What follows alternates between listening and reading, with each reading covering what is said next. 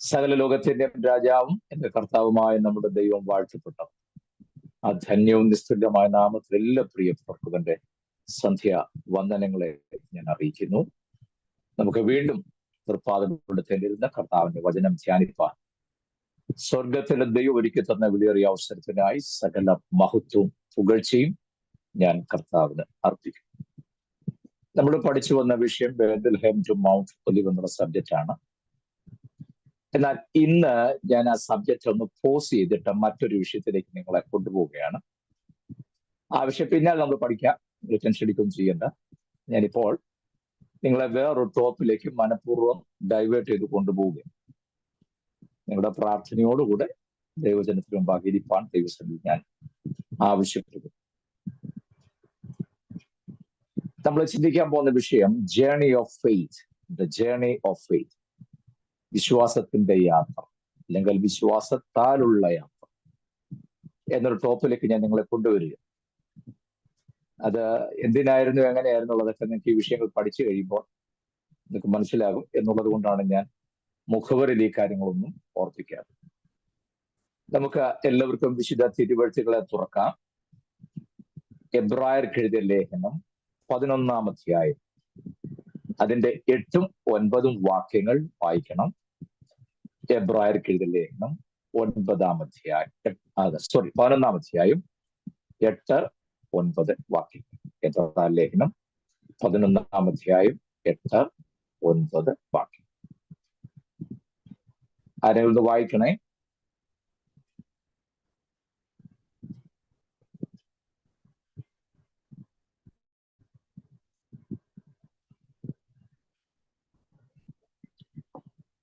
വായിക്കാൻ ആളില്ല, ഞാൻ തന്നെ വായിക്കാം. വിശ്വാസത്താൽ അബ്രഹാം തനിക്ക് അവകാശമായി കിട്ടുവാനിരുന്ന ദേശത്തേക്ക് യാത്രയാവാൻ വിളിക്കപ്പെട്ടാറെ അനുസരിച്ച് എവിടേക്ക് പോകുന്നു എന്നറിയാതെ പുറപ്പെട്ടു.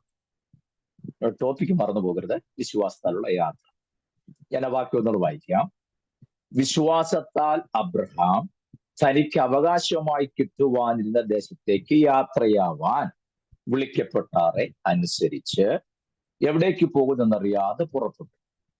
അടുത്ത വാക്ക്, വിശ്വാസത്താൽ അവൻ വാഗ്ദത്ത ദേശത്ത്, ഒരു അന്യദേശത്ത് എന്ന പോലെ ചെന്ന് വാഗ്ദത്തത്തിന് കൂട്ടവകാശികളായ ഇസഹാക്കിനോടും യാക്കോബിനും കൂടെ കൂടാരങ്ങളിൽ പാർത്തുകൊണ്ട് ദൈവശില്പിയായി നിർമ്മിച്ചതും അടിസ്ഥാനമുള്ളതുമായ നഗരത്തിനായി കാത്തിരുന്നു.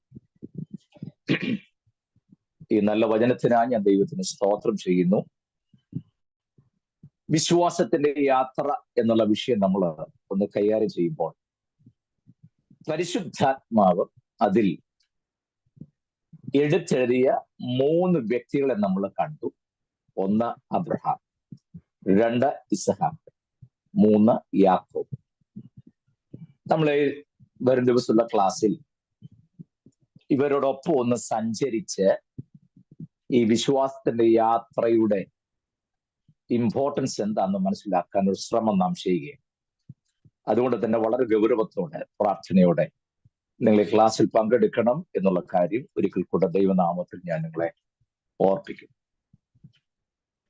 3 വ്യക്തികൾ, അബ്രഹാം, ഇസ്ഹാക്ക്, യാക്കോബ്. ഈ 3 പേരെ കുറിച്ച് നാം പഠിക്കണമെന്നുണ്ടെങ്കിൽ ഉൽപ്പത്തി പുസ്തകത്തിൽ വന്നേ മതിയാവും.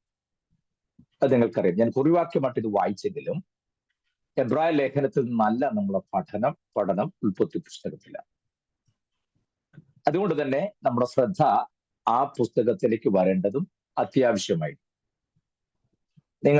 ഞാൻ വളരെ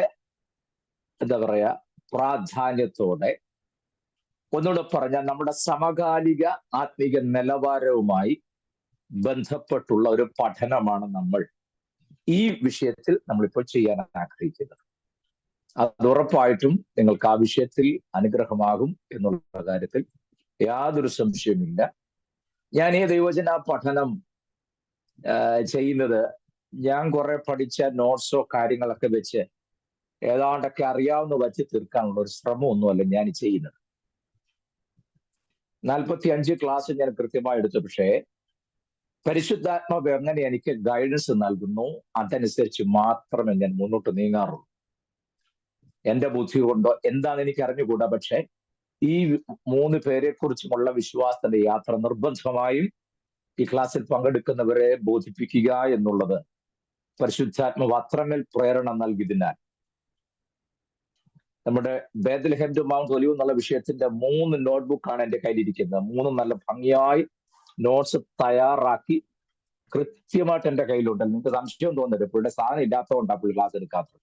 നോ, നല്ല ഭംഗിയായിട്ട് നോട്ട്സ് എല്ലാം തയ്യാറാക്കി വെച്ചിട്ടുണ്ട്. പക്ഷേ നമ്മളിപ്പോൾ നമ്മുടെ പ്രാക്ടിക്കൽ ക്രിസ്ത്യൻ ലൈഫുമായി ബന്ധപ്പെട്ട ചില മുന്നറിയിപ്പുകൾ എന്ന വണ്ണം ഈ ഭാഗം പഠിച്ചേ മതിയാകൂ എന്നുള്ളത് പരിശുദ്ധാത്മാവ് പ്രേരണ നൽകിയതിനാൽ ഞാൻ ആ ഭാഗത്തേക്ക് എന്റെ ബുദ്ധിക്കനുസരിച്ച് പോകാതെ പരിശുദ്ധാത്മാവ് നൽകുന്ന നിർദ്ദേശാനുസരണം വിഷയത്തെ ഒന്ന് വ്യതിചലിപ്പിച്ചു കൊണ്ടുപോകുവാൻ ഞാൻ ദൈവകൃപയിൽ ശരണപ്പെടും.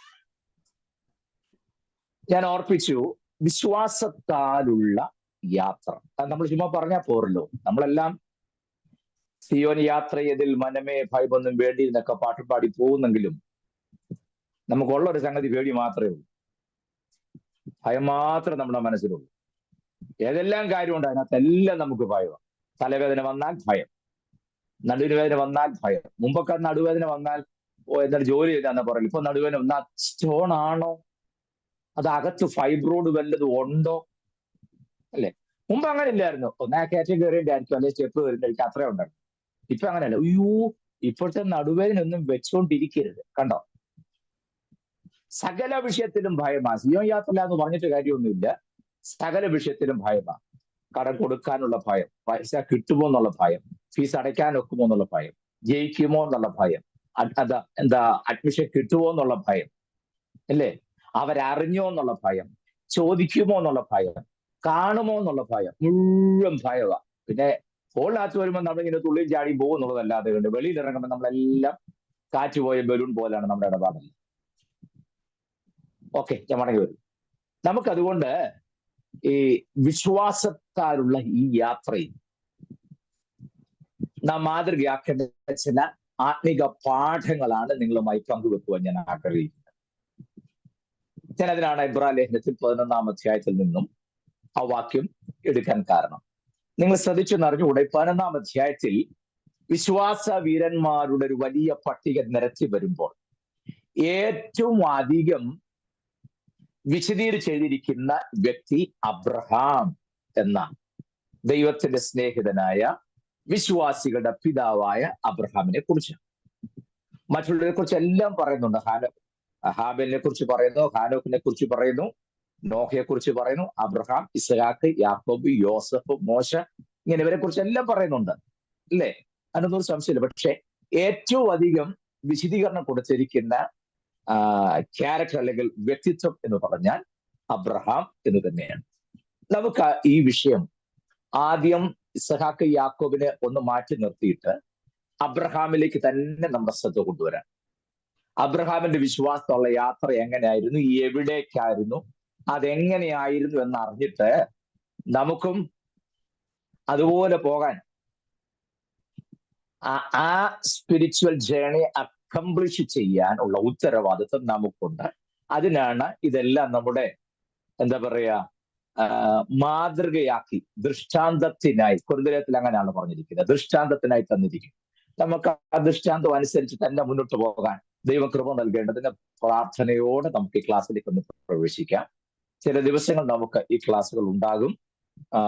ധൃതി പിടിച്ചു പോകാതെ ശാന്തമായി നമുക്ക് ഈ വിഷയം ഒന്ന് വചനാടിസ്ഥാനത്തിൽ, തിയോളജിക്കൽ സൈഡോ മറ്റു കാര്യങ്ങളൊന്നുമില്ല, വചനത്തിൽ കൂടെ മാത്രം. ഞാൻ പരമാവധി ഗ്രീക്ക്, ഹീബ്രു ഒക്കെ ഒഴിവാക്കി അങ്ങനെയൊക്കെ പോകുമ്പോൾ കുറെ നല്ല തോട്ട്സ് കിട്ടുമായിരിക്കും. നമുക്ക് തോട്ട്സ് അല്ല ആവശ്യം.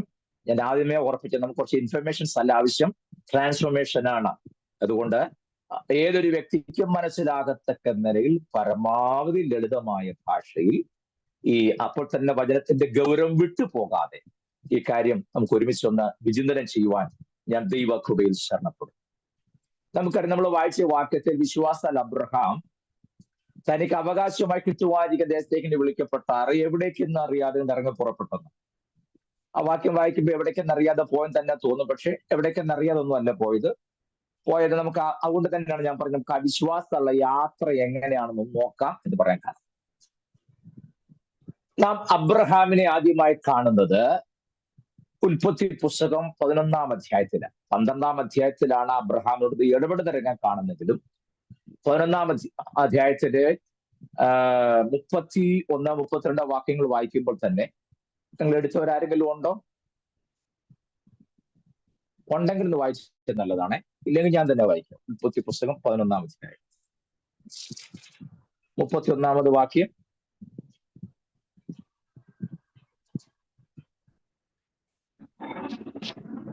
ആരും വായിക്കുന്നില്ല. തേരഹ് തന്റെ മകനായ അബ്രാമിനെയും ഹാരാന്റെ മകനായ തന്റെ പൗത്രൻ ലോത്തിനെയും തന്റെ മകനായ അബ്രാമിന്റെ ഭാര്യയായി മരുമകളായ സാറായിയെയും കൂട്ടി കൽദയുടെ പട്ടണമായ ഊരിൽ നിന്ന് കനാൻ ദേശത്തേക്ക് പോകുവാൻ പുറപ്പെട്ടു. അവർ ഹാരാൻ വരെ വന്ന് അവിടെ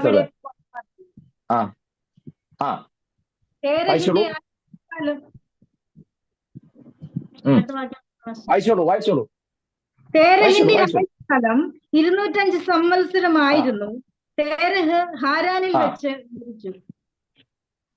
മതി.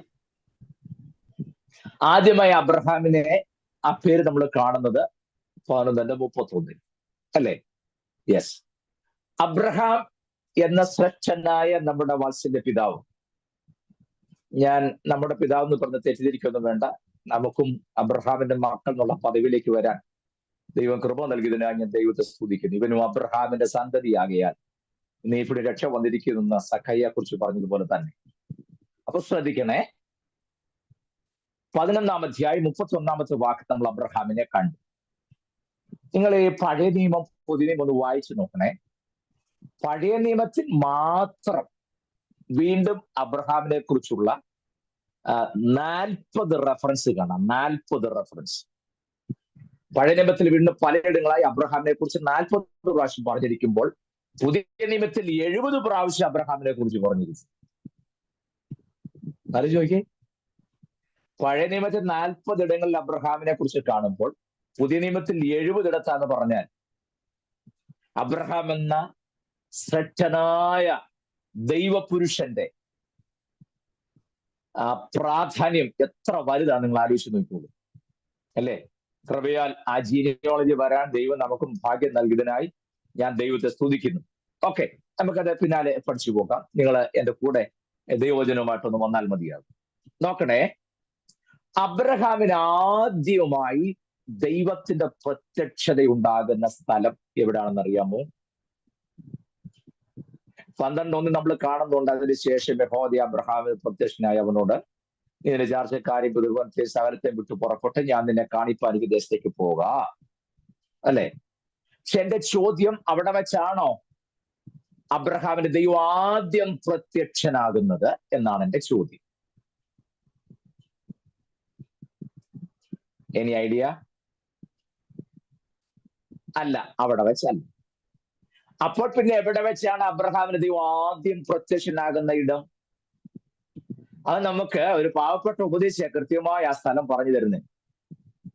എനിക്ക് ആ ഉപദേശിയെ കുറിച്ച് ഓർക്കുമ്പം സന്തോഷവും ഒപ്പം സങ്കടവും തോന്നാറുണ്ട്. കാരണം പുള്ളിക്കാരൻ ഒരു പരസ്യയോഗത്തിന് പ്രസംഗിക്കുന്ന ഉപദേശിയായിരുന്നു പരസ്യ സ്ഥലത്ത്. പക്ഷെ ഒരൊറ്റ പരസ്യയോഗം നടത്താനേ പറ്റുള്ളൂ. അതോടെ ആള് തീർന്നു. പ്രസംഗം തീർന്നപ്പോഴത്തേക്കിന് അദ്ദേഹത്തെ എറിഞ്ഞു കൊല്ലുകയായിരുന്നു. കണ്ടോ? പേര് സ്തെഫാനോസ്. കണ്ടോ? സ്തെഫാനോസ് എന്ന കവലപ്രസംഗിയായ ഉപദേശിയാണ് ആ കാര്യത്തിന്റെ കൃത്യമായ ഒരു വിവരണം നമുക്ക് നൽകുന്നത്. എവിടെ എഴുതിയിരിക്കുന്നു? അപ്പോസ്തല പ്രവർത്തികൾ, അപ്പോസ്തോലയല്ല, അപ്പോസ്തല പ്രവർത്തികൾ 7-ാം അധ്യായം 1 മുതലുള്ള വേദഭാഗം വായിച്ചേ. അപ്പോസ്തല പ്രവർത്തികൾ 7-ാം അധ്യായം 1 മുതലുള്ള വേദഭാഗം. ഇതുള്ളത് തന്നെയോ എന്ന് മഹാപുരോഹിതൻ ചോദിച്ചതിന് അവൻ പറഞ്ഞത്, സഹോദരന്മാരും പിതാക്കന്മാരുമായ പുരുഷന്മാരെ കേൾപ്പീൻ. നമ്മുടെ പിതാവായ അബ്രഹാം ഹാരാനിൽ വന്നു പാർക്കും മുമ്പേ മെസൊപ്പൊത്താമിയയിൽ ഇരിക്കുമ്പോൾ തന്നെ തേജോമയനായി ദൈവം അവന് പ്രത്യക്ഷനായി. നിന്റെ ദേശത്തെയും നിന്റെ ചാർച്ചക്കാരെയും മതി. നമ്മൾ ഉൽപ്പത്തി 12:1 വായിക്കുമ്പോൾ അബ്രഹാം ഹാരാനിൽ പാർക്കുക. അതിന് മുമ്പേ, അതാണ് ആ വാക്ക് ഞാൻ എടുക്കാൻ കാരണം, ഹാരാനിൽ വന്ന് പാർക്കും മുമ്പേ മെസ്സപ്പെട്ടോമിൽ ഇരിക്കുമ്പോൾ തന്നെ തേജോമനായ ദൈവം അവന് പ്രത്യക്ഷനായി. കണ്ടോ? അത്രയും ക്ലിയർ ആയിരുന്നു അല്ലേ? കണ്ടോ? അപ്പോൾ ഉൽപ്പത്തി 11-ാം അധ്യായത്തിലും 12-ാം അധ്യായത്തിലും കാണുന്ന ആ സന്ദർഭത്തിന് മുമ്പ് തന്നെ അബ്രഹാമിന് തേജോമനായ ദൈവത്തിന്റെ പ്രത്യക്ഷത ഉണ്ടായി. അപ്പോൾ തന്റെ പേര് അബ്രാം എന്നാണ്, അബ്രഹാം എന്നായിട്ടില്ല. പക്ഷെ ഞാനിപ്പോ ഈ ക്ലാസ്സിനകത്ത് കൂടെ അബ്രഹാം എന്നാണ് പറയുന്നത്. പിന്നെ അബ്രാം എന്നുള്ളത് ഞാൻ പറഞ്ഞോളാം. ഇപ്പൊ നമുക്ക് മനസ്സിലാക്കാൻ അബ്രഹാം തന്നെ പറയുന്നതാണല്ലോ എളുപ്പം, അതുകൊണ്ട് ഞാൻ അങ്ങനെ പറയാം. അപ്പോൾ അബ്രഹാം മെസ്സപ്പൊട്ടോമിൽ ഇരിക്കുമ്പോൾ തന്നെ തേജോമനായ ദൈവം അവന് പ്രത്യക്ഷനായി. ഞാൻ ഈ മെസ്സപ്പൊട്ടോമിയെ കുറിച്ച് നമ്മുടെ ക്ലാസ്സിൽ പല പ്രാവശ്യം പറഞ്ഞിട്ടുണ്ടെന്നാണ് എന്റെ വിശ്വാസം. ഉണ്ടെങ്കിലും ഇല്ലെങ്കിലും ഞാൻ ഈ സന്ദർഭത്തിൽ ഇത് പറഞ്ഞേ മതിയാകൂ എന്നുള്ളതിനാൽ അത് പറയാൻ ഞാൻ നിർബന്ധിതനാകും. മെസ്സപ്പൊട്ടോമിയ എന്ന വാക്ക് അല്ലെങ്കിൽ ആ സ്ഥലം നമ്മളൊന്ന് അറിഞ്ഞിരിക്കുന്നത് നല്ലതാണ്.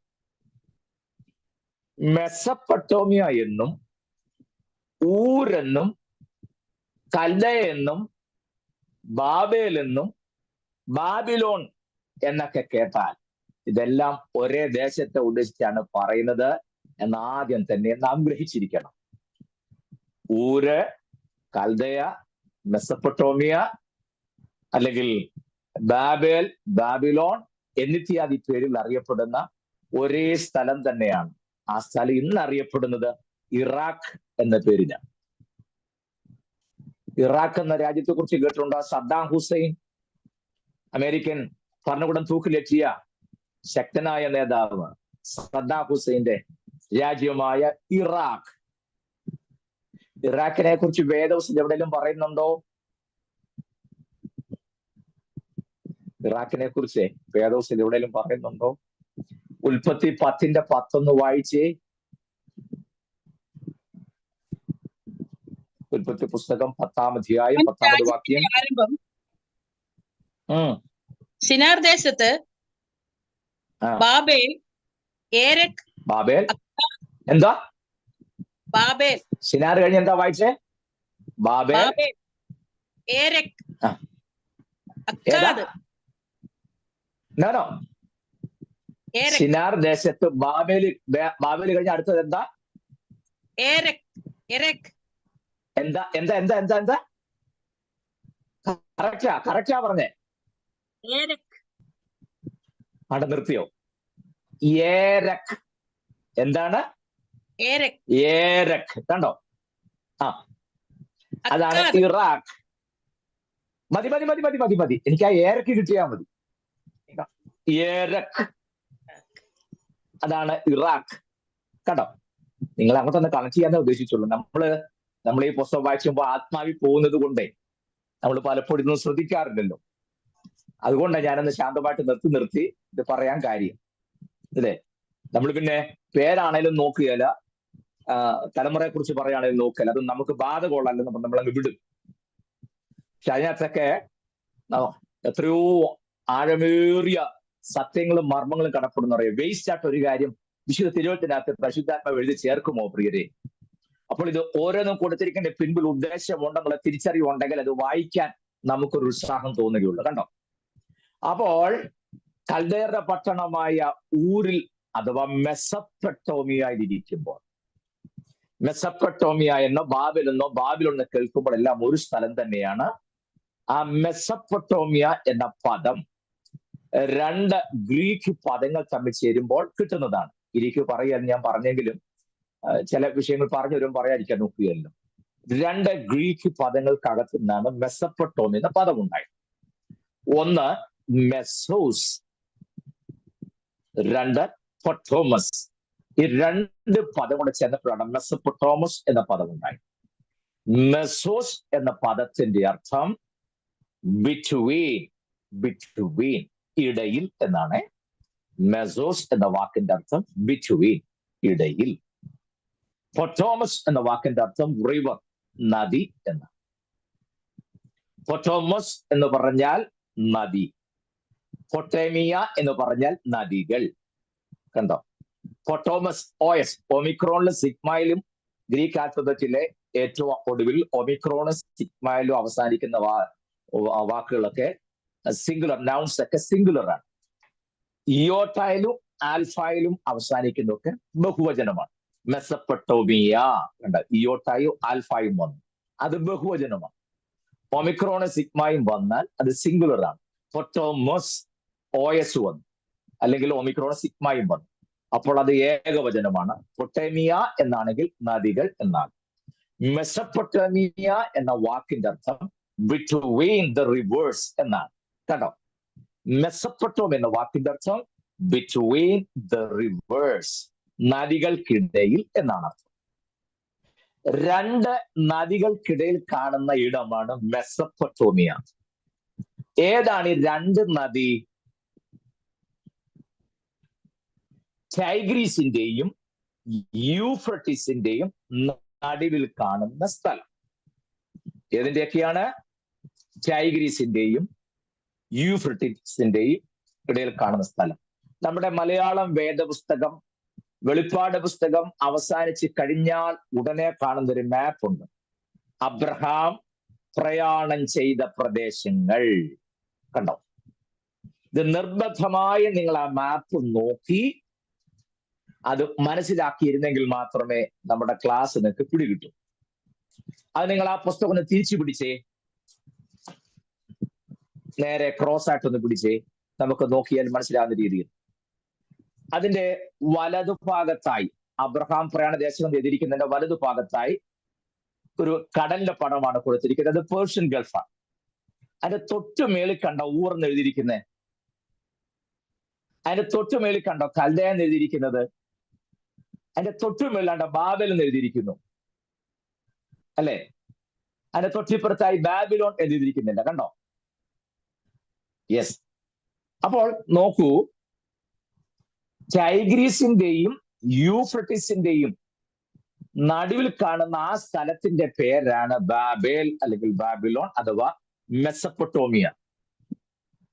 നോക്കിക്കേ, ബാബിലോൺ എന്ന് എഴുതിയിരിക്കുന്ന ചേർത്ത് ഫ്രാത്ത് എന്ന് എഴുതിയിട്ടില്ലേ? ഫ്രാത്ത്, അതാണ് യൂഫ്രട്ടീസ്. യൂഫ്രട്ടീസ് തൊട്ടുമേളിൽ മറ്റൊരു നദി കണ്ടോ? നിലവേട് അവിടെ ഇങ്ങനെ താഴോട്ട് ഇന്ന് വരുന്നത് കണ്ടോ? അത് രണ്ടാമത്തെ നദി, അതാണ് ടൈഗ്രീസ് അഥവാ ഹിദ്ദേക്കൻ. ടൈഗ്രീസ്, ടൈഗ്രീസിന്റെയും യൂഫ്രട്ടീസിന്റെ അല്ലെങ്കിൽ ഹിദ്ദേക്കിന്റെയും ഫ്രാത്തിന്റെയും നടുവിൽ കാണുന്ന ആ സ്ഥലം. അവിടെ ഇരിക്കുമ്പോഴാണ്, ആ ഊരിന്റെ അവിടെ ഇരിക്കുമ്പോഴാണ് യഹോവയായ ദൈവം അബ്രഹാമിന് ആദ്യം പ്രത്യക്ഷനാകുന്നത്. എന്നിട്ട് അവിടുന്ന് ദൈവശബ്ദം കേട്ടു, കാണിക്കാനിരിക്കാൻ ദേശത്തേക്ക് പോകണമെന്നൊക്കെ പറഞ്ഞെങ്കിലും അബ്രഹാം പോവുകയോ പോകാൻ തയ്യാറാവുകയോ ചെയ്തില്ല. നിങ്ങൾ വിചാരിക്കും ഷാജിപ്പാസ് വേദോസിന് വിരുദ്ധമായിട്ട് പറയുകയാണ്. അല്ല. എന്നാൽ അവിടുന്ന് പ്രധാനികളായി എല്ലാവരും അബ്രഹാം ഉൾപ്പെടെ കനാൻ ദേശത്തേക്ക് പോകാൻ പുറപ്പെട്ടു. ആരുടെ നേതൃത്വത്തിൽ? അതാണ് ഉൽപ്പത്തി 11:31 നമ്മൾ വായിച്ചത്. ഒന്നുകൂടെ ആ വാക്യം വായിക്കണം. നമ്മുടെ ഇന്നത്തെ ക്ലാസ്സിൽ നിങ്ങൾ വാക്യം വായിച്ചുകൊണ്ടിരിക്കണേ. തേരെ തന്റെ മകനായ അബ്രാമിനെയും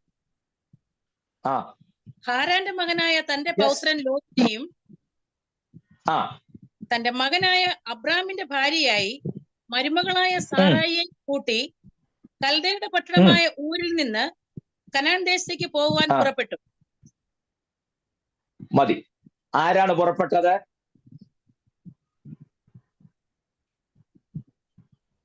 ആര് പുറപ്പെട്ടു? തേരഹ് പുറപ്പെട്ടു, അബ്രഹാം അല്ല. ക്ലിയർ ആയോ? തേരഹ് പുറപ്പെട്ടു. അവിടുന്ന് ആരൊക്കെ പോന്നു എന്നറിയാൻ സാധാരണ ഞങ്ങൾ മറ്റൊരു ക്ലാസ് എടുക്കുമ്പോൾ വാക്ക് ത്രൂ ദ ബൈബിൾ എന്ന് പറഞ്ഞൊരു ക്ലാസ് ഉണ്ട്. ആക്ഷനിലൂടെ 66 പുസ്തകങ്ങളും പരിചയപ്പെടുത്തുന്ന ഒരു പഠന രീതിയാണ്. അപ്പൊ അതിൽ സാധാരണ കൊച്ചു കുഞ്ഞുങ്ങൾക്കും പ്രായമുള്ളവർക്കും ഒരുപോലെ ഓർത്തിരിക്കാൻ ഞങ്ങൾ പറയുന്ന ഒരു ടെക്നിക് ഉണ്ട്. അത് പറഞ്ഞാൽ ഊർ എന്ന സ്ഥലം ചൂണ്ടിക്കാണിച്ചു കഴിഞ്ഞാൽ ഉടനെ പറയും പേർഷ്യൻ ഗൾഫ്. ആ പേർഷ്യൻ ഗൾഫ് ആ കടൽ കാണും. ഈ കടലിലെ വെള്ളത്തിന്റെ രുചി എന്താ? നല്ല മധുരം അല്ലേ? ഉപ്പ് രസം. ഉപ്പിന് ഇംഗ്ലീഷിൽ എന്താ പറയുക? സാൾട്ട്. അതിന്റെ സ്പെല്ലിംഗ് ഒന്ന് പറയാമോ? SALT. SALT. S for Sarah, A for Abraham, L for Lot, T for Terah. Salt എന്ന് ഓർത്താൽ അവിടുന്ന് പോകുന്ന പ്രധാന ആൾക്കാരെ പിടികിട്ടി. ചിരിച്ചാ പോരെ, ഇതിന് സ്പെഷ്യൽ ഫീസ് തരണം. മനസ്സിലായോ? വേണ്ട.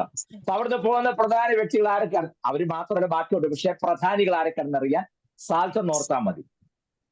Sara, Abraham, Lot, Terah. കണ്ടോ? മനസ്സിലായില്ലേ? അവർ പോകുന്ന സ്ഥലം മനസ്സിൽ കണ്ടാൽ മതി. ഊരാണ്. ഊരിന്റെ തൊട്ട് താഴെ പേർഷ്യൻ കടലാണ്. കടലിലെ വെള്ളം ഉപ്പാണ്. ഉപ്പിന്റെ ഇംഗ്ലീഷ് ഓർത്ത് സാൾട്ട് എന്ന് ഓർത്ത് കഴിഞ്ഞാൽ അവിടുന്ന് പോകുന്ന ആൾക്കാരെ പിടികിട്ടി. Sarah, Abraham, Lot, Terah. Okay.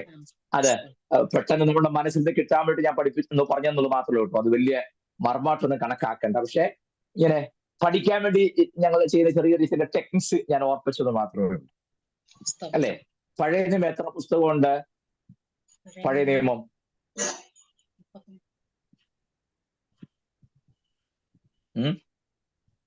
പഴയ നിയമം പുസ്തകം ഇല്ലേ? 37? നോ, 39. ആ, പഴയ നിയമത്തിന്റെ ഇംഗ്ലീഷ് പേരെന്തുവാ? Old testament. Old testament. 39 ഓർത്തിരിക്കാൻ എളുപ്പമുണ്ട്. OLD ചേർത്ത് വായിക്കുമ്പോൾ ഓൾഡ്. അത് എത്ര അക്ഷരമുണ്ട്? 3. അപ്പൊ 3 എഴുതണം. ടെസ്റ്റമെന്റ് എന്ന് എഴുതിട്ട് അത് എത്ര അക്ഷരം ഉണ്ടെന്ന് നോക്കണം. TESTAMENT. 9 അക്ഷരമുണ്ട്. ആ 3 9 ചേർത്ത് വെച്ച് എത്ര പുസ്തകം കിട്ടി? പിടികിട്ടുന്നുണ്ടോ? ടെക്നിക്ക് പിടികിട്ടിയോ? ഇനി ഇങ്ങനത്തെ കാര്യം ഫീസ് തരാതെ ആർക്കും പറഞ്ഞു തരുന്നതല്ല. Old OLD 3, testament TESTMENT 9, 39. അപ്പൊ അങ്ങനെ വേറൊരു കാര്യം, പുതിയ നിയമം എത്ര പുസ്തക? 27. 27. അതിന് ഇംഗ്ലീഷിൽ പറഞ്ഞ ന്യൂ ടെസ്റ്റമെന്റ് എന്നല്ലേ? ന്യൂ NEW എത്രയാ? 3 അക്ഷരം. ടെസ്റ്റമെന്റ് എത്ര അക്ഷരമാ? 9 അക്ഷരം അല്ലേ? 3 into 9 എത്രയാ? 27. കിട്ടിയോ? നമുക്ക് മറ്റേ സബ്ജക്ട് പഠിച്ചാൽ മതിയായിരുന്നല്ലേ? പല വിധത്തിൽ ഒരു മല കയറിയാൽ മതിയായിരുന്നു. ഇത് വേണ്ടായിരുന്നു. Praise the Lord. കേട്ടോ? പഠിക്കാൻ ഇൻട്രസ്റ്റ് ഉണ്ടെങ്കിൽ എന്തുമാത്രം ടെക്നിക്സ് ഇതിനകത്ത് കിടപ്പുണ്ടെന്നറിയോ? നമ്മൾ കോട്ടുവായും വിട്ട് പിന്നെ അഥവാ വായിക്കുകയാണെങ്കിൽ ഏതാണ്ടെല്ലാം വായിച്ചിട്ട് പോയാലൊന്നും ഇങ്ങനെ ഇൻട്രസ്റ്റോടെ പഠിക്കാൻ ഒക്കത്തില്ല. ഇങ്ങനെയുള്ള ചില ടെക്നിക്സുകളൊക്കെ അറിഞ്ഞിരുന്നുണ്ടല്ലോ, ഇതുപോലെ മണിക്കൂർ എത്ര ഇരുന്നാലും ബോറടിക്കാതെ വചനം പഠിക്കാൻ നമുക്ക് തോന്നും. അതിനുള്ള സാധനത്തിനകത്ത് കിടപ്പുണ്ടേ. സ്തോത്രം. ഒരുപാട് ടെക്നിക്സ് ഉണ്ട് ഇതിനകത്ത്. അപ്പൊ അതിന് ഒരു 1-2 കാര്യം ഞാനിപ്പോ പറഞ്ഞത് മനസ്സിലാവുന്നുണ്ടോ? ഇപ്പൊ ഊരിൽ നിന്ന് പോകുന്ന ആരൊക്കെയാണെന്ന് അറിയാൻ വേണ്ടി പെട്ടെന്ന് സാൾട്ട് എന്നോർത്ത കാര്യം കിട്ടി. സാറ, എബ്രഹാം, ലോത്ത്, തേര അല്ലേ? ഇനി അതുപോലെ ചില ടെക്നിക്കുണ്ട്. നിങ്ങൾ ശ്രദ്ധിച്ചിരിക്കുമെന്ന് അറിഞ്ഞിട്ട് മാത്രം ഞാൻ പറയുന്നുള്ളൂ. കൂട്ടുവായിട്ടോണ്ടിരിക്കുകയാണെങ്കിൽ ഞാൻ വല്ല വിധം അബ്രഹാം കൊണ്ട് കനാദേശത്തേക്ക് ഒന്ന് പോത്തേ. സ്തോത്രം. അപ്പൊ നോക്കിക്കേ, ആദ്യമായി ദൈവിക പ്രത്യക്ഷത അബ്രഹാമിന് ഉണ്ടാകുന്നത് മെസപ്പൊട്ടോമിയയിൽ വെച്ചാണ്. ഞാനൊരു ടെക്നിക്കിലേക്ക് പോകാൻ നേരത്ത് തന്നെ പറഞ്ഞത്, മെസപ്പൊട്ടോമിയ എന്ന വാക്കിന്റെ അർത്ഥം മെസോസ് എന്നും പൊട്ടേമിയ എന്നും 2 വാക്കുണ്ടെന്ന് ഞാൻ ഓർപ്പിച്ചല്ലോ അല്ലെ? മെസോസ് എന്ന വാക്കിന്റെ അർത്ഥം ബിറ്റ്വീൻ, പൊട്ടോമസ് എന്ന വാക്കിന്റെ അർത്ഥം റിവർ എന്നുമാണ്. അപ്പൊ മെസപ്പൊട്ടോമിയ എന്ന വാക്കിന്റെ അർത്ഥം ബിറ്റ്വീൻ ദ റിവേഴ്സ് എന്ന് നമ്മൾ കണ്ടു അല്ലെ? ഞാൻ അത് ഓർത്തിരിക്കാൻ ഒരു കാര്യം പറയാം. നിങ്ങൾ ഹിപ്പോപ്പൊട്ടാമസ് എന്ന് കേട്ടിട്ടുണ്ടോ? ഹിപ്പോപ്പൊട്ടാമസ്. പുള്ളി എവിടാ കിടക്കുന്നേ? കൂട്ടിനകത്തല്ലേ? കൂട്ടിനകത്തല്ലേ? കഥക്കൂട് ഉണ്ടാക്കാനകത്തിട്ട് വെള്ളത്തിൽ. സണ്ണിച്ചാനോ തോന്നുന്നു പറഞ്ഞത്. ആരുമായിട്ട്? ഓക്കെ, ശബ്ദം കേട്ടു, ഞാൻ പറഞ്ഞത് മാത്രമേ ഉള്ളൂ. ഓക്കെ, സണ്ണിച്ചാൻ കുടുംബമായിട്ട് ക്ലാസ്സിൽ പങ്കെടുക്കുന്നത് ദൈവം അനുഗ്രഹിക്കട്ടെ. അപ്പോൾ പൊട്ടോമസ് എന്ന് ഓർത്തിരിക്കാനുള്ള ഞാൻ പറഞ്ഞ ഹിപ്പോപ്പൊട്ടാമസ് എന്ന് ഓർത്താൽ മതി. എന്ന് പറഞ്ഞാൽ പൊട്ടോമസ് പുള്ളി കിടക്കുന്ന എവിടാ? വെള്ളത്തിൽ. കണ്ടോ? ആ വെള്ളത്തിൽ കിടക്കുന്ന ഹിപ്പോ, അതുകൊണ്ടാണ് ഹിപ്പോപ്പൊട്ടാമസ് എന്ന് പേരായത്. ക്ലിയർ ആയോ? ഹിപ്പോപ്പൊട്ടാമസ് എന്നോട് പറയല്ലേ, ഹിപ്പോ എന്നാണ് എന്റെ ഒറിജിനൽ പേര്. പുള്ളി എവിടാ കിടക്കുന്നത്? പൊട്ടോമസില്. അതുകൊണ്ടാണ് ഹിപ്പോപ്പൊട്ടാമസ് എന്ന് പേരായത്. അപ്പൊ മെസപ്പൊട്ടോമസ് അല്ലെങ്കിൽ മെസപ്പൊട്ടോമിയ എന്ന് ഓർക്കുമ്പോൾ അർത്ഥം തപ്പി പിടിക്കാൻ വേണ്ടി ഈ കുറിച്ചിട്ടത് ഇങ്ങനെ മറിച്ച് തുപ്പിൽ വാരി തേച്ച് പോകരുത്. പെട്ടെന്ന് ഇത് ഓർക്കാണ് ഞാൻ ഈ ടെക്നിക്ക് പറഞ്ഞത്. ഇവല്ല ഓർക്കുക. ആർക്കറിയാം? മനസ്സിലാവുന്നുണ്ടോ? അപ്പൊ മെസപ്പൊട്ടോമസ് എന്ന് പറഞ്ഞാൽ ബിറ്റ്വീൻ ദ റിവർ. മെസപ്പൊട്ടോമിയ എന്ന വാക്കിന്റെ അർത്ഥം ബിറ്റ്വീൻ ദ റിവേഴ്സ്. മെസപ്പൊട്ടോമിയയിലിരിക്കുമ്പോൾ, നദികൾക്കിടയിൽ ഇരിക്കുമ്പോൾ. ഏത്? മെസപ്പൊട്ടോമിയ എന്ന സ്ഥലത്ത് ടൈഗ്രീസിന്റെയും യൂഫ്രട്ടീസിന്റെയും ഇടയിലുള്ള ആ സ്ഥലത്തിരിക്കുമ്പോൾ തേജോമനായ ദൈവം അവന് പ്രത്യക്ഷനായി. നദികൾക്കിടയിൽ ഇരുന്ന ഒരുവനോട് സംസാരിക്കാൻ ദൈവം ഇറങ്ങി വരുന്നു. സ്തോത്രം. പ്ലാനും പറഞ്ഞ് കടത്തണ്ണയിൽ ഇരിക്കുന്നവനോടല്ല ദൈവം സംസാരിക്കുന്നത്, അറിയാമോ?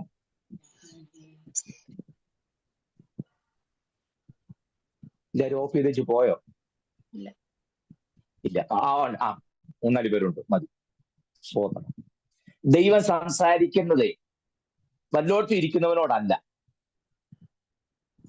സ്തോത്രം.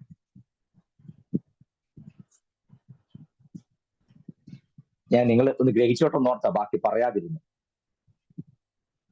സമയം പോയാലും ചില കാര്യങ്ങൾ നമ്മൾ അറിഞ്ഞിരുന്നല്ലോ ഒപ്പത്തിൽ. അതുകൊണ്ടാണ് നദികൾക്കിടയിലിരുന്നപ്പോഴാണ് തേജോമനായ ദൈവത്തിന്റെ പ്രത്യക്ഷത അബ്രഹാമിനുണ്ടാകുന്നത്. സ്തോത്രം. എന്നിട്ട് അബ്രഹാമിന് ദൈവപ്രത്യക്ഷത ഉണ്ടായെങ്കിലും അബ്രഹാം അല്ല പോകുന്നത്. ഇറങ്ങി പുറപ്പെട്ടത് ആരാണ്? തേരഹാണ് മക്കളെയും മരുമക്കളെയും സഹോദരപുത്രനെ എല്ലാം കൂട്ടിക്കൊണ്ട് ഇങ്ങോട്ട് പോവുക. കാനാൻ ദേശത്തേക്കിന് പോകാൻ പുറപ്പെട്ടു. അങ്ങനെയല്ലേ നമ്മൾ ഉൽപ്പത്തി 11:31 വായിച്ചത്? യെസ്, കാനാൻ ദേശത്തേക്കിന് പോകാൻ വേണ്ടി ഇവർ ഇറങ്ങി.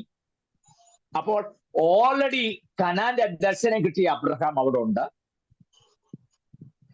കാനാൻ ദേശത്തെ കുറിച്ച് കേട്ടറിവ് മാത്രമുള്ള തേരഹും. 2 പേരെ ഇപ്പൊ പിടികിട്ടിയോ? കനാന്റെ ദർശനം കിട്ടിയ അബ്രഹാം, കേട്ടറിവ് മാത്രമുള്ള തേരഹും.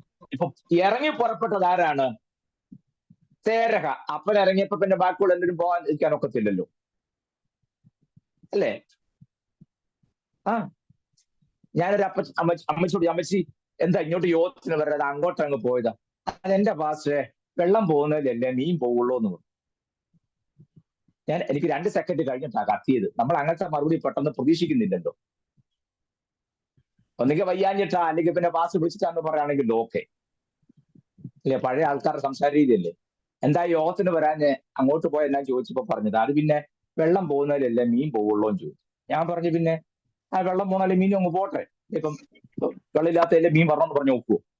പോട്ടെ. ഞാൻ പറഞ്ഞു വന്നത്, ദർശനം ലഭിച്ച അബ്രഹാമും കേട്ടുകേഴ്വി മാത്രമുള്ള തേരഹ് ഇവരെല്ലാം കൂട്ടിക്കൊണ്ട് കനാൻ ദേശത്തേക്ക് പോകാൻ പുറപ്പെട്ടു. നിങ്ങൾ വളരെ ശ്രദ്ധിക്കണേ, വളരെ ശ്രദ്ധിക്കണേ. കാരണം എനിക്കിത് ഈ പ്രയർ ഇത് എടുക്കാനൊരു പ്രയർ ഉണ്ടായത്, നമ്മുടെ ഇന്നത്തെ ആത്മിക നിലവാരം നാം നിശ്ചയമായും ശോധന ചെയ്തേ പറ്റൂ. യെസ്, നമ്മൾ കുറെ പുതിയ അറിവുകൾ നേടുക എന്നതിനേക്കാളുപരിയായി നിത്യത സംബന്ധിച്ചുള്ള കാര്യത്തിൽ ഉറപ്പുവരുത്താൻ ബദ്ധശ്രദ്ധാലുക്കളായിരിക്കണം. ഞാൻ അങ്ങോട്ടായി വരുന്നത് അതിനാ ഞാൻ ആ കുറിവാക്യം അത്ര ഗൗരവമുള്ള കുറിവാക്യം തന്നെ വായിക്കാൻ കാരണം. ഞാൻ മുന്നോട്ട് നീങ്ങുന്നു. നോക്കണേ, തേരഹ് മക്കളെയും ഇവരെല്ലാം കൂട്ടിക്കൊണ്ട്, മരുമക്കളെല്ലാം കൂട്ടിക്കൊണ്ട് കനാൻ ദേശത്തേക്ക് പോകാൻ കാര്യം എന്താ? ഇതുവരെ ഇല്ലാത്തൊരു യാത്ര ഇപ്പൊ ഉണ്ടായത് എങ്ങനെയാ?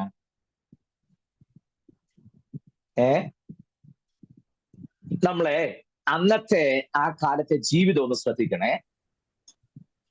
രണ്ടു മൂന്ന് കാര്യങ്ങൾ അറിഞ്ഞിരിക്കണം. ഒന്ന്, ആ കാലത്ത് ആരും ഒരു ദേശത്ത് സ്ഥിരമായി താമസിക്കുന്നവരല്ല. രണ്ട്, ജനസംഖ്യ വളരെ കുറവുള്ള കാലം. മനസ്സിലായോ? ഇന്നത്തെ പോലെ ജനപ്പെരുപ്പൊന്നും അന്നില്ല. ഉണ്ടോ? ഇല്ല. ജനസംഖ്യ നിലവാരം കുറവാണ്. രണ്ട്, ആരും ഒരു ദേശത്ത് സ്ഥിരമായി താമസിക്കുന്നവരല്ല. ഒരു ദേശത്തെ കുറെ നാൾ പാർക്കും, അവിടെ കൃഷി ചെയ്യും, ആടുമാടുകളൊക്കെ വളർത്തും, ആദായം ഉണ്ടാക്കും. അത് കഴിയുമ്പം മറ്റൊരു സ്ഥലത്തേക്ക് പോകും, അവിടെ ടെന്റൊക്കെ അടിക്കും, കൂടാരമൊക്കെ അടിക്കും, അവിടെ താമസിക്കും, കൃഷിയൊക്കെ ചെയ്യും, ആടിനെയൊക്കെ മേയ്ക്കും. കുറച്ച് കഴിഞ്ഞ് വീണ്ടും മറ്റൊരു സ്ഥലത്തേക്ക് മാത്രമേ ഉള്ളൂ. ഒരു സ്ഥലത്തും സ്ഥിരമായി താമസിക്കുന്നവരല്ല. സ്തോത്രം. വിശ്വാസത്തിന്റെ യാത്ര ചെയ്യുന്നവൻ സ്ഥിരവാസി അല്ലെന്നുള്ളത് ആദ്യം ഉറപ്പാക്കണം. നമുക്കിവിടെ നിലനിൽക്കുന്ന നഗരമില്ലല്ലോ. കണ്ടോ? സ്ഥിരവാസമായിട്ട് അന്നവരാരും താമസിക്കുന്നില്ല. അതുകൊണ്ട് തന്നെ അങ്ങനെ ഇരുന്നപ്പോൾ തേര് കേട്ടു, കനാൻ ദേശം വളരെ ഫലപുഷ്ടമായ ദേശമാണ്, ധാരാളം പുൽമേടുകളുണ്ട്, പാലും തേനും ഒഴുകുന്ന ദേശമോ, എല്ലാം കൊണ്ടും സമ്പദ് സമൃദ്ധമായ ദേശമെന്ന് കനാൻ ദേശത്തെ കുറിച്ച് കേട്ടപ്പോൾ തേര് മക്കളോടും മരുമക്കളോടും എല്ലാവരോടും പറഞ്ഞു, വാ നമുക്ക് കനാൻ ദേശത്തേക്ക് പോയേക്കാന്നു. അങ്ങനെ പോയി. ഊർ എന്ന ദേശത്ത് നിന്നും ടൈഗ്രീസിന്റെ യൂബർട്സ് എന്ന നടുവിലൂടെ അവർ യാത്ര ചെയ്ത് നിങ്ങൾ ആ മാപ്പ് മറിച്ചായിരുന്നോ? മറിച്ചെങ്കിൽ കുഴപ്പമൊന്നുമില്ല. ഒന്നുകൂടെ ആ മാപ്പ് ഒന്ന് എടുത്തേ, ആ പുസ്തകം ഒന്ന് തിരിച്ചു പിടിച്ചേ. എടുത്തോ? അടുത്ത ആഴ്ച നമുക്ക് നമ്മുടെ സ്ക്രീനിൽ ഡിസ്പ്ലേ ചെയ്യുന്ന രീതിയിലുള്ള ക്രമീകരണം ചെയ്യാം. കണ്ടോ? ഊർന്ന സ്ഥലം നിങ്ങൾ കണ്ടല്ലോ. അതിന്റെ തൊട്ടുമേളിൽ കൽദയ, ബാബേൽ, ഫ്രാത്ത്, അശൂർ, അതിന്റെ തൊട്ടുമേളിൽ നിനവേന്ന് കണ്ടു. അതിന്റെ ലെഫ്റ്റിൽ കണ്ടോ ഹാരാൻ എഴുതിയിരിക്കുന്നത്? കണ്ടോ? Yes, very good. അപ്പോൾ ഊർ എന്ന സ്ഥലത്ത് നിന്ന് തേരഹും അബ്രഹാമും സാറായും ലോത്തും എല്ലാവരും യാത്ര ചെയ്ത് അശൂർ രാജ്യത്തൂടെ വന്ന, അശൂറിന്റെ തലസ്ഥാന നഗരമാണ്, അശൂർ രാജ്യത്തിന്റെ ക്യാപിറ്റൽ സിറ്റിയാണ് നിനവെ. അതിന്റെ തൊട്ട് ലെഫ്റ്റ് സൈഡ് നമുക്ക് കാണാം ഹാരാൻ. അവിടെ നിന്ന് അവരെന്ത് ചെയ്തു? ആ ഹാരാനിൽ വന്നു, അവിടെ പാർത്തു. ഉൽപ്പത്തി 11:31 ഒരിക്കൽ കൂടെ വായിക്കണം. വായിച്ചതാണ്, ഒരിക്കൽ കൂടെ വായിക്കണം. 11:31. തേര് തന്റെ മകനായ അബ്രാമിനെയും ഹാരാന്റെ മകനായ തന്റെ പൗത്രൻ ലോത്തിനെയും തന്റെ മകനായ അബ്രാമിന്റെ ഭാര്യയായി മരുമകളായ സാറായിയെയും കൂട്ടി കൽദയുടെ പട്ടണമായ ഊരിൽ നിന്ന് കനാൻ ദേശത്തേക്ക് പോകുവാൻ പുറപ്പെട്ടു. അടുത്തത്, അവർ ഹാരാൻ വരെ വന്ന് അവിടെ പാർത്തു. അവർ ഹാരാൻ വരെ വന്നു, അവിടെ പാർത്തു. ഇനിയാ ശ്രദ്ധിക്കേണ്ടത്. അബ്രഹാമും സാറായും ലോത്തും തേരഹും മക്കളും കൊച്ചുമക്കളും എല്ലാം കൂടെ വന്ന് കനാൻ ദേശത്തേക്ക് പോകാൻ യാത്ര പുറപ്പെട്ടു വന്നു. അവരെവിടെ വരെ വന്നു? ഹാരാൻ വരെ വന്നു. ഹാരാൻ വരെ വന്നു. അടുത്ത വാക്ക്, ഹാരാൻ വരെ വന്നു, അവിടെ പാർത്തു. സ്തോത്രം. എങ്ങോട്ട് പോകാനായി ഇറങ്ങിയത്? കനാനിലേക്ക്. ഇപ്പൊ അവരെവിടെ വരെ വന്നു? ഹാരാൻ വരെ. ഹാരാനിൽ വന്നിട്ട് അതുവഴി അങ്ങ് പോവുകയാണോ ചെയ്തത്? അതോ അവരവിടെ പാർത്തു. കനാനിലേക്ക് പോകാൻ ഇറങ്ങിയ കക്ഷികൾ ഹാരാനിൽ പാർക്കുകയാണ്. ഓക്കെ, അടുത്ത ചോദ്യം, എന്തുകൊണ്ടാണ് കനാനിലേക്ക് പോകാൻ ഇറങ്ങിയ ആളുകൾ ഹാരാനിൽ പാർത്തത്? 12-ാം അധ്യായത്തിന്റെ 5-ാമത് വാക്യം വായിച്ചേ. അബ്രാം തന്റെ ഭാര്യയായ സാറായിയെയും സഹോദരന്റെ മകനായ ലോത്തിനെയും തങ്ങൾ ഉണ്ടാക്കിയ സമ്പത്തുകളൊക്കെയും തങ്ങൾ ഹാരാനിൽ വെച്ച് സമ്പാദിച്ച ആളുകളെയും കൂട്ടിക്കൊണ്ട് കനാൻ ദേശത്തേക്ക് പോകുവാൻ പുറപ്പെട്ടു. മതി മതി മതി മതി മതി മതി മതി മതി മതി. തങ്ങൾ ഹാരാനിൽ വെച്ച് സമ്പാദിച്ച ആളുകളെ, ആ പദമാണ് ശ്രദ്ധിക്കേണ്ടത്. ഹാരാനിൽ വെച്ച് സമ്പാദിച്ച. തങ്ങൾ സമ്പാദിച്ച വസ്തുവകകൾ, പണം പോരാ, ആളുകളെയും സമ്പാദിച്ചു. നിങ്ങൾക്കറിയാമോ, കനാൻ ദേശം വളരെ ഒരു ഫെർട്ടൈൽ ലാൻഡ് ആണെന്ന് നമുക്കറിയാം. എന്നാൽ ഏതാണ്ട് കനാൻ പോലെ തന്നെയുള്ള സ്ഥലമാണ് ഹാരാൻ. മനസ്സിലായോ? എന്ന് പറഞ്ഞാൽ ഇഷ്ടംപോലെ പുല്ല്, വെള്ളം, നല്ല സ്ഥലം. മനസ്സിലായില്ലേ? ഇവർക്കാണ് ഇഷ്ടംപോലെ ആടുമാടുകളും ഉണ്ട്. നിങ്ങൾ പിന്നീട് വായിച്ചു വരുമ്പോൾ കാണാമല്ലോ, ആടിന്റെ എണ്ണമൊക്കെ പെരുകിയതുകൊണ്ടാണ് പിന്നെ രണ്ടായിട്ട് തിരിയണ്ടായിട്ട് വന്നത്. സമ്പത്ത് ബാധിച്ചപ്പോൾ പിന്നെ ഒരുമിച്ച് നിൽക്കാൻ പോലെ രണ്ടായിട്ട് പിന്നെ പിരിയ. അത് നമുക്ക് പിന്നെ പഠിക്കാം, അല്ലേ? അപ്പൊ ഹാരാനിൽ വന്നു അവിടെ പാർക്കാൻ കാരണം കനാൻ ദേശത്തിന്റെ ലക്ഷ്യം വെച്ചാണ് ഇറങ്ങിയതെങ്കിലും ഹാരാൻ കണ്ടു കഴിഞ്ഞപ്പോൾ അവരെല്ലാവരും ഇപ്പൊ ഹാരാനിൽ താമസിക്കുക. കാര്യം എന്തറിയാമോ? ഹാരാൻ നല്ല പച്ചപ്പുള്ള സ്ഥലമാണ്. പച്ചപ്പുള്ള സ്ഥലവും നീരോട്ടുള്ള സ്ഥലവും കണ്ടു കഴിഞ്ഞപ്പോൾ ഇനിയിപ്പൊ കനാലിലേക്ക് പോകണമെന്ന് താല്പര്യമില്ല.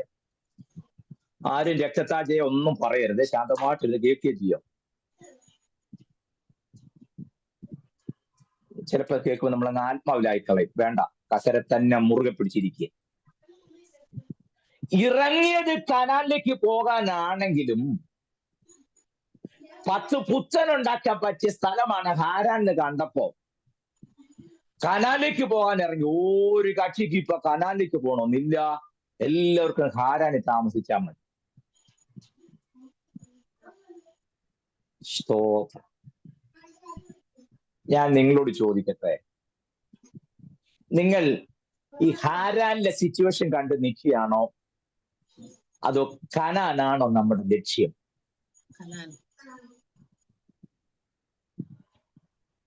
സ്തോത്രം. പണ്ടൊക്കെ പാടുമായിരുന്നു, മനോഹരമായ കനാൻ ദേശമേ, അതേ എനിക്കഴിയാത്തൊരവകാശമേ, അതേ എനിക്കഴിയാത്തൊരവകാശമേ, അല്ലേ? മനോഹരമായ കനാൻ ദേശമേ. രാവും പകലും ഊണും ഉറക്കത്തിലും കനാന്റെ ദർശനം മാത്രമേ ഉണ്ടായിരുന്നു. ആ കനാന്റെ ദർശനത്തിൽ കഴിഞ്ഞ ആൾക്കാർക്ക് ഇപ്പം ആടിന്റെ എണ്ണം കൂടി, വസ്തുവക കൂടി, സമ്പാദ്യം കൂടി, ആളും കൂടി കഴിഞ്ഞപ്പം ആർക്കും ഇനിയിപ്പൊ കനാൻ ദേശത്തിന് പോകണ്ട, എല്ലാവർക്കും ഹാരാനിൽ പാർത്താൽ മതി. ഞാൻ നമ്മുടെ കാര്യമായി പറഞ്ഞു, വേറെ ആരുടെയും കാര്യമല്ല, നമ്മുടെ കാര്യമായി പറഞ്ഞു. നമ്മുടെ പഴയ സ്ഥിതിക്ക് എല്ലാം വ്യത്യാസം വന്ന് നേരെയൊക്കെ ആയപ്പം ആർക്കെങ്കിലും ഇപ്പൊ കനാലിലേക്ക് പോകണമെന്നുണ്ടോ? സുശേഷകരെയൊക്കെ ആന്ന് പറഞ്ഞാലും കുഞ്ഞുങ്ങളുടെ ഭാവിയൊക്കെ നമ്മൾ നോക്കണ്ടേ? ഹാരാനിലാവുമ്പം ഇഷ്ടംപോലെ പുല്ലുണ്ടെന്നേ. അവൾ IHS പഠിച്ചുകൊണ്ടിരിക്കുക, അവിടെ ഇഷ്ടംപോലെ പുല്ലുള്ള കാരണം. സ്തോത്രം. ഇപ്പോഴാ പുല്ല് ഏതാണ്ട് പിടി കിട്ടിയ. മറ്റേ പോച്ചയെ മനസ്സിൽ കണ്ടോണ്ടായിരുന്നല്ലേ? സ്തോത്രം. മനസ്സിലായോ?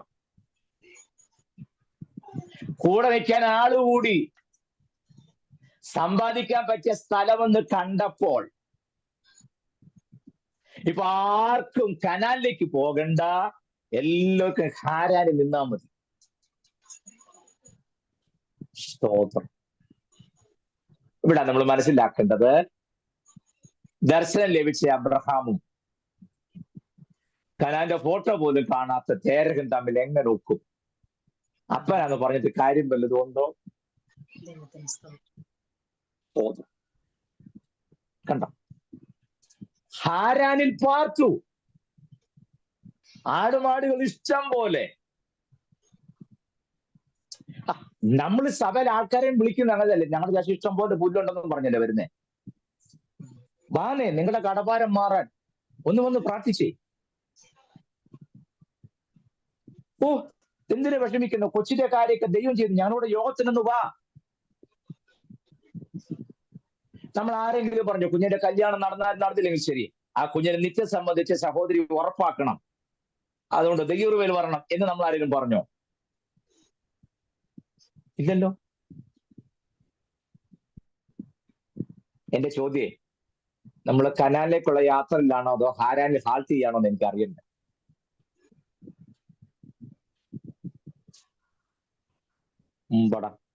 സമയം പോയ പോകും.